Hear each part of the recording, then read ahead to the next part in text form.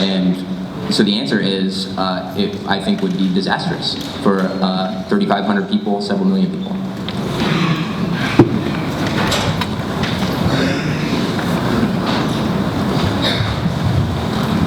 There have been a number of proposals that we've seen concerning the employer exclusion. It's been getting a lot of media with the Ryan plan. There are 175 million Americans that have coverage through an employer. If that were to pass and the write-off the employer receives is eliminated, what employer is going to continue to offer a plan? It will be the largest single tax increase to middle America that we've probably seen in generations. I'm just curious, what market stabilizations do you see on the horizon that are workable outside of the employer exclusion? Yeah, I mean, that's, so what he's referring to, and that's kind of like, sort of that exclusion, which is the amount that employers are contributing to your premiums, which is usually something like 75 to 80% of the total premium. You are not paying tax on that. And that was one of the things that was passed in the 1940s and 1950s that really gave a lot of fuel to the current employer-sponsored system. And it's something that most of us don't even realize, because, you know, what do we see in our paychecks? We just see that, okay, there's a premium withdrawal, but we don't really notice that, okay, well, the federal government could count that as tax, or they could count that as income if they wanted to and tax it, but they don't. And so, yeah, I'm not sure specifically about the Ryan plan, but I think they feel they can generate $240 billion in revenue. Yeah, and that's one of the ways that, and the rationale for that is because they think there's an unfairness for people who are buying their coverage through the individual market. And so they're saying, well, let's try to level things out, while maybe generating some revenue that we can pay for some of the tax cuts that they want to do elsewhere. Now, I'm not sure that they want to completely exclude it. I think what they want to do it is they want to cap the premium amount. So I think in this CARE proposal, I think I saw 12,000. So, I mean, the average employer-sponsored family premium is about $18,000. So I think what they're trying to do is, the intent isn't necessarily to get employers to drop coverage, but it's to decrease the generosity of that coverage, or at least to get consumers to buy less generous coverage. And that's really kind of the intent of that. I mean, something like that is included in the Affordable Care Act. It's called the so-called Cadillac tax, where they wanted to basically tax premiums in excess of a certain amount. But this is a little bit different. But I think what these proposals would do is that it would affect a much larger group of people. And I think over time, the way I understand it is that because premiums and healthcare costs tend to increase faster than income, the adjustment would be such that, well, your premiums are going to go up faster than this adjustment for the tax exclusion. So over time, again, you're potentially going to pay more tax on the premiums that are paid by the employer for you. So that's kind of the way I understand it. But who knows exactly what's going to come out of that. I mean, I think when people see that, it's going to cause a huge blowback. So we have time for about 2 more questions, and then we need to move to the next phase of the program. Okay, I'd like to stay on the money side for just a moment. The World Health Organization is an annual survey of health outcomes and cost, and the U.S. health outcomes are among the worst, frankly, at the industrialized countries. But let's ignore that. The cost is almost twice of any other industrialized country where they're looking at per capita or a GDP basis, percent of GDP. So we're spending a huge amount of money on healthcare. We've got some of the lowest costs, and my position is it resembles extortion. After World War II, when health insurance companies started blossoming, they insisted on discounts, which caused healthcare providers to raise their prices. So the person who used to go to the doctor with a chicken for payment now had to have a chicken and 2 eggs. You go a little bit further and you go today, the average discount in Central Virginia is 70%. So if I don't have health insurance and I have heart surgery, it might cost me $500,000 out of pocket, which I cannot afford. The insurance company is only going to pay $130,000 of that bill. That I might have been able to afford, but since I can't, I'm being extorted to buy the insurance policy, which, like you said, is $18,000 per family. This is a serious financial issue, and I don't see an end in sight. Do you have any comments on that?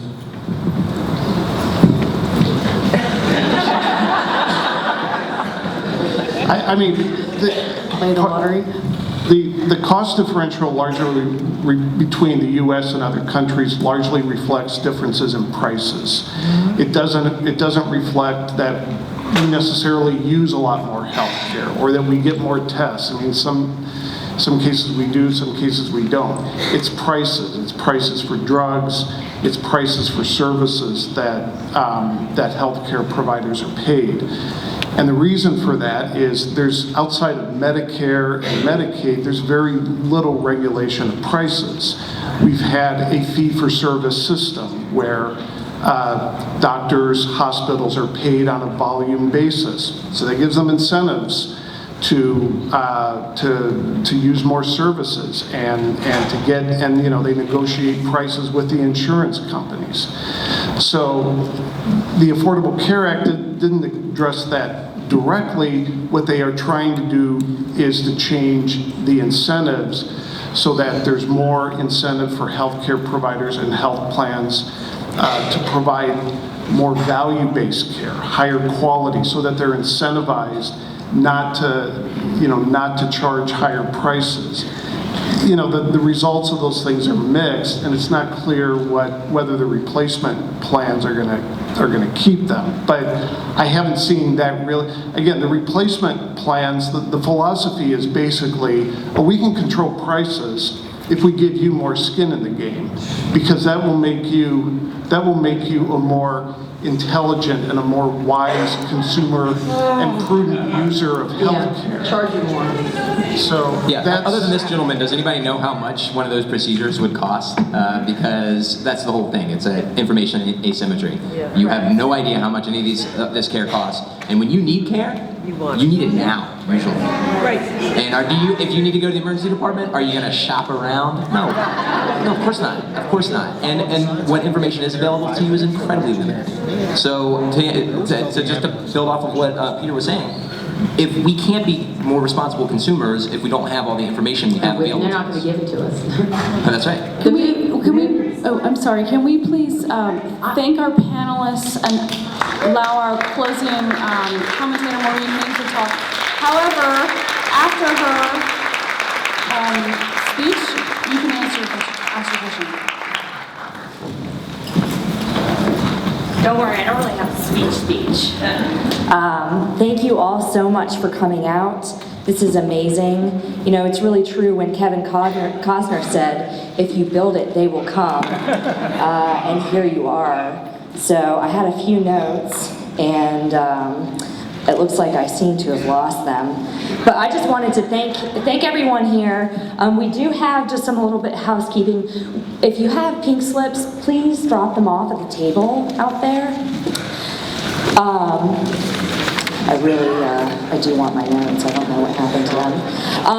And thank you again, our moderator, Brooke, and all of our panelists here. You know, 4 weeks ago this day, I was not politically active at all, even in my local government. My name is Maureen Haynes. I'm sure if you've seen. I had this idea to take out a full-page ad asking my representative when the next town hall meeting would be. And I couldn't afford it because George Soros isn't paying me any money. So I took out, I created a Facebook page and I took out a $2 a day Facebook ad because that's what I could afford. And here we are 1 month later. I just want to encourage all of you because I'm sure if you're like me, you're out there thinking, what can I do? Oh my gosh, there's so many different issues. I don't know what to do. Pick one thing. I picked one thing and here we are.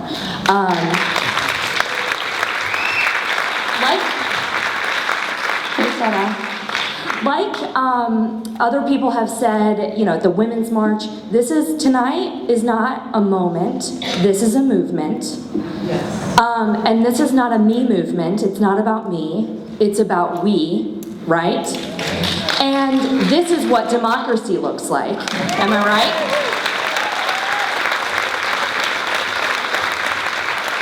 And so, and because I have the mic, I just want to say one thing that wasn't touched up on that is near and dear to my heart is the mental health parity provision in the ACA. Before the mental health, for our Facebook viewers out there, before the mental health parity provision in the ACA, it was nearly impossible for people to access mental health care. Not only that, but just to even afford it, because it was so segregated. Well, our brains are connected to our bodies, and we really need to keep that as part of our healthcare system.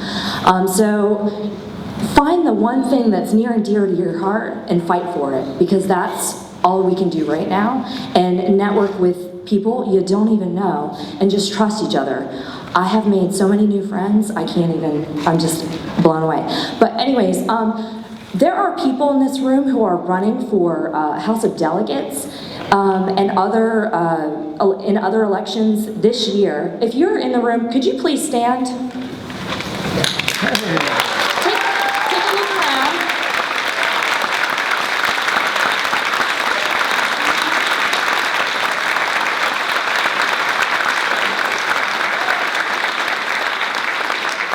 Go find those people and talk to them and see how you can help them. We really, government is truly local, so we really need to take control of that, and then we will be able to handle the bigger issues as well. So with that, I thank you all. Please, if anyone has any other comments that you want to throw out there. Can I just ask real quick, if the two of you could, the three of you could introduce yourselves to the crowd so you know your name? Chelsea. I'm Chelsea Savage. Oh, let's get our mic. Stole it. The mic on that woman.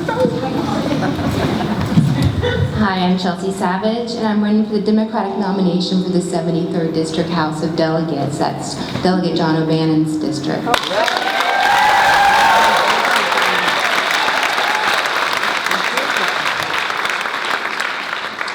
Hello, I'm Larry Barnett, and I live in the 27th House of Delegates District, and I plan to run against Roxanne Robinson. Yes!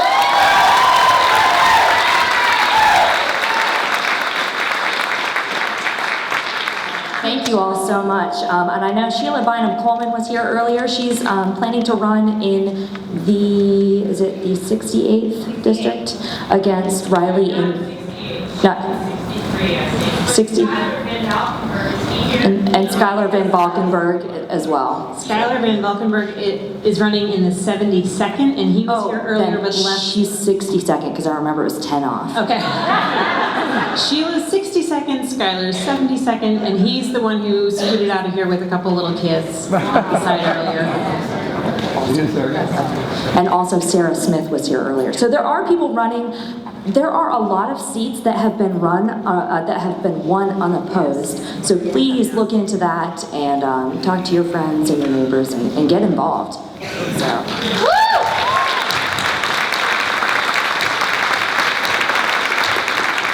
I know there was someone who wanted to ask a question earlier. Do you want to ask it now? Because we still have a few minutes. She's in pink. My name is Berlin.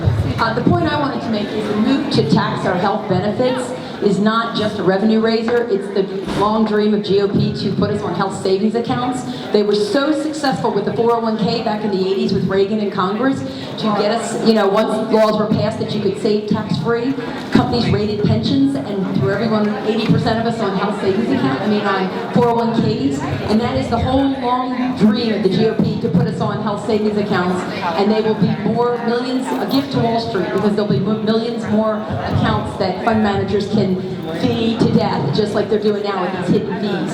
So it's not just a revenue raiser, it's the health savings account movement coming all of our way, not just for the ACA. I would just like to say that health savings account is another word for self-pay. It's worthless if you don't have the money to put away.